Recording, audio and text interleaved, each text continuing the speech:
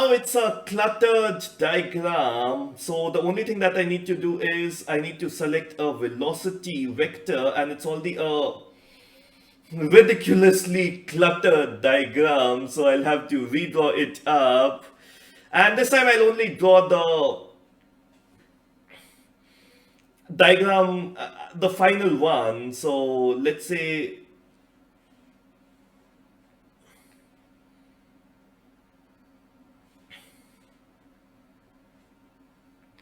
these were the red velocity obstacles.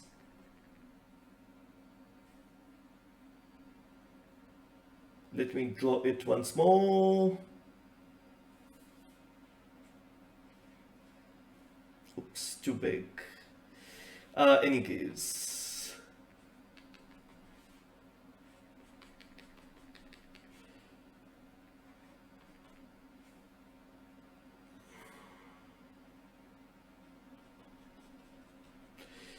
Okay, now, so far we were only talking about obstacle avoidance behavior.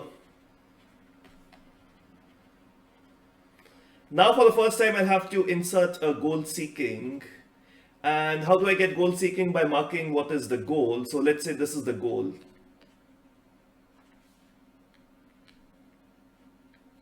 So that's my robot R at a position Q. And this is from all other velocity obstacles. How do I select the speed? Now, there are multiple strategies by which you can select the speed.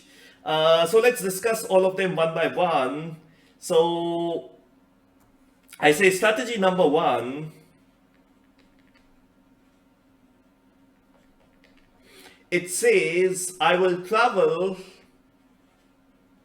always travel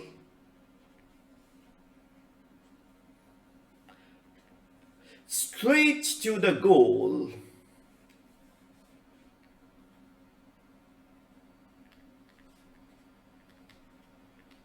without any deviation with maximum permissible speed. So those are some of you.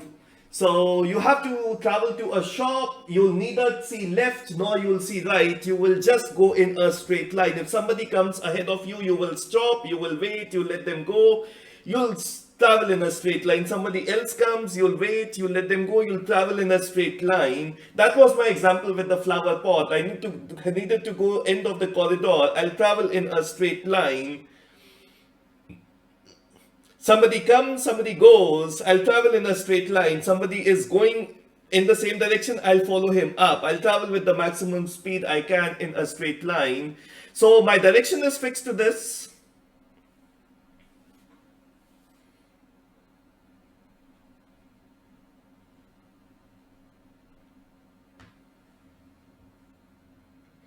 My direction is fixed to this, and so velocity selection is two parts. Direction selection and speed selection. So direction is fixed. Now given this direction, I need to select the maximum speed that I can, which is this. So the largest speed possible, which is this. So this is strategy one, also called as the two goal strategy. So I say this is V2 goal strategy. If you want to really find out what am I doing is, so my problem was I need to select V from the set of all velocities which are given as reachable avoidance velocities. And what I do in this strategy, I select the velocity which maximizes my speed, and this is done over all V is RAV such that the angle of the velocity is same as the angle to the goal. So the angle to the goal is nothing but 8 and 2 goal y minus qy goal x minus qx, and angle of any general velocity vector v is a tan 2 vy vx. So I look at the goal and I go straight to the goal as high speed as possible. And of course, it's a terrible strategy. It's actually a terrible strategy. You'll wait for so many people. Did you ever walk like this going to your hostel? Going in a straight line, letting people pass by. You travel in a straight line. You neither tilt a little bit left nor you tilt a little bit right. You travel in a straight line. And therefore, another strategy says that instead of selecting a straight line, what I'll do is I'll allow a maximum deviation of alpha. So that means my direction can vary by alpha.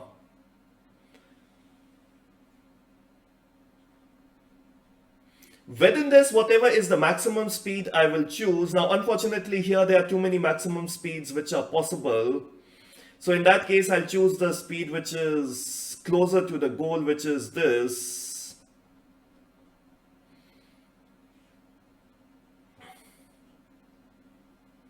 So that's a max speed strategy.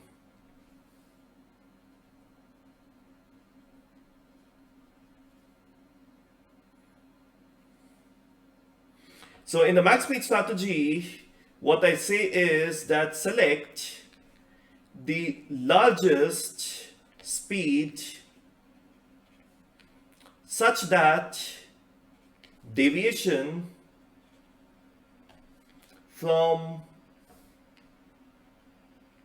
angle to goal is less than alpha.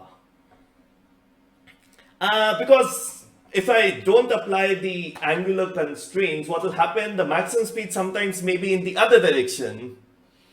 If you travel, when traveling to hostels, there are a lot of people ahead of you, but there's nobody behind you. If I just say travel with the maximum speed, you'll turn around and you'll start walking in the other direction. So I have to say, don't go back.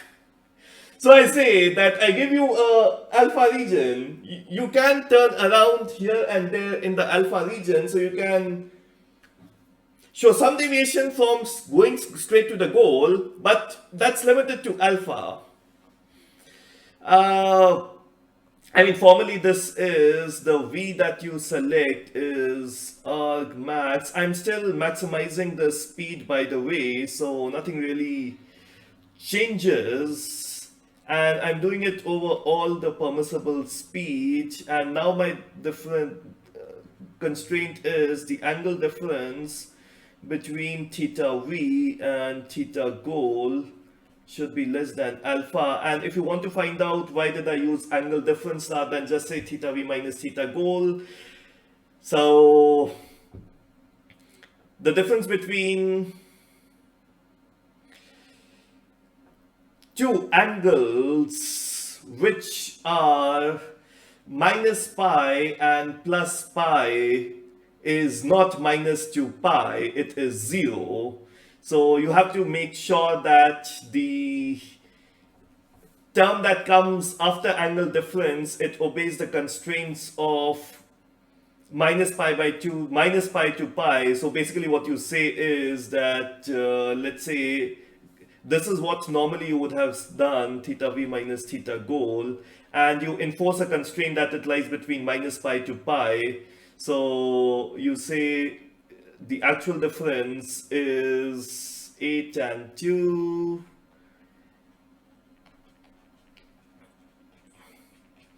So this applies constraints of minus pi to pi. And that's why this is the angle difference that I've wrote it. There's another one that is basically saying that look at the structure of it, and this is touching the obstacle and this is touching the obstacle. A little bit speed ahead will actually cause a bit of a trouble, and because it will cause a bit of a trouble, it's risky. So now there are two types of risk that I can account for. I can account for the risk for the direction and I can account for the risk for the speed. If I only account for the risk for the speed, I need a speed such that if the speed is a little larger, then also collision doesn't happen. If a speed is little smaller, then also the collision doesn't happen. So this is good value, this is good value, this is good value, and this is good value. So that's probably a good value. I've got a large clearance here, I've got a large clearance here.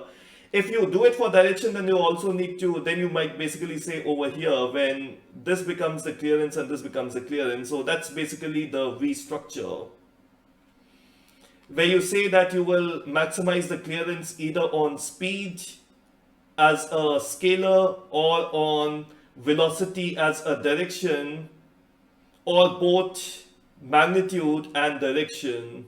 So you say, what's the margin of error that you've got? You've got a high margin of error here, high margin of error here. That wasn't the case here. A little higher speed led to collision.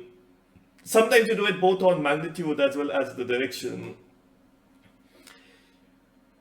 Now, that's the velocity obstacle method, something very intuitive and fundamental. So believe me, when you actually avoid people, this is the same algorithm that you are intuitively using. So you try to overtake people just kissing on their side, velocity obstacle. When somebody comes, you try to avoid them, just kissing them on the side, leaving a bit of distance. Again, velocity obstacle. That's the most natural algorithm we all have been using to avoid people around. So when somebody is charging to you, you say that, okay, at this speed, this is what will happen, and that's where I should be aiming my tangent at, velocity obstacle. If somebody is going, you do exactly the same thing, velocity obstacle.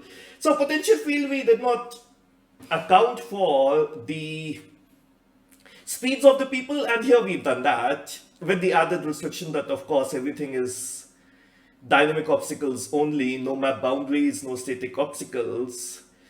And how did we do that? For one velocity obstacle, we consider the agent, we consider the relative speed. We said the relative speed shouldn't be leading to a collision with some constraints of the time of collision. We knew the feasible velocities that the agent can take from a knowledge of the kinematics. So we selected a speed which was safe. It was feasible. It did not lead to collisions. So it was feasible by kinematics. It did not lead to collisions. It was safe, and it led more or less towards the goal. So the speed should be close enough to the goal. The speed should be safe with some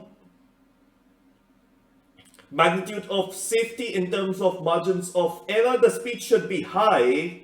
The speed shouldn't be such that I collide into an obstacle, and the speed should be kinematically feasible. Using these constraints, I just selected the velocity, and I make my robot travel from in the same velocity vector. Now the only difference was that I basically have a velocity vector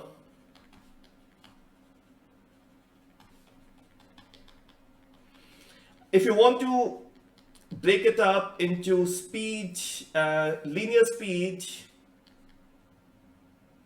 and angular speed, then that's simple to do. So if you're just using a P controller, so your angular velocity will be given by the angular deviation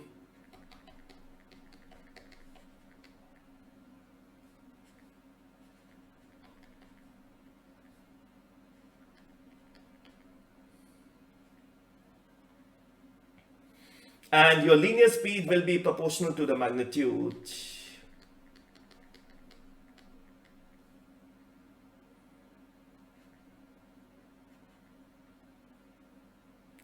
It should be V minus T. And so once you've got the velocity vector, you can actually break it down into linear speed, and angular speed. Linear speed,